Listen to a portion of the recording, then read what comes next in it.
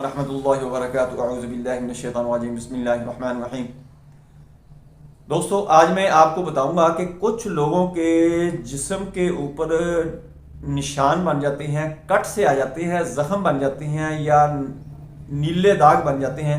ये क्यों बनते हैं? कोई जादू की वजह होती है, कोई बीमारी होती है, क्या मसला हो सकता है इस मरीज का कि ये उसको मसाइल दरपेश होते हैं। पूरी वीडियो देखें, आपको बहुत ज़्यादा फ़ायदा होगा। मैं पूरी डिटेल से बताऊंगा ये कौन सा जादू है, कैसे ये जादू किया जाता है, ये इसका इलाज क्या है, आप कैसे इलाज कर सकते हैं, खुद कर सकते हैं या आपको आमिल के पास जाना पड़ेगा, आमिल की निगरानी के अंदर आपको ये इलाज करवाना पड़ेगा। सारी बातें आपको बताऊंगा। पूरी वीडियो देखें, आपको बहुत ज़्यादा फ़ायदा होगा। दोस्तों, अगर ये वीडियो मेरी आपको अच्छी लगती हैं, नॉलेजेबल होती हैं, तो आगे इनको शेयर भी कर दिया करें, लाइक भी कर लिया करें, मेरे चैनल को सब्सक्राइब भी कर लें ताकि आपको आने वाले वक्त में अच्छी अच्छी वीडियोस मिलती रहें।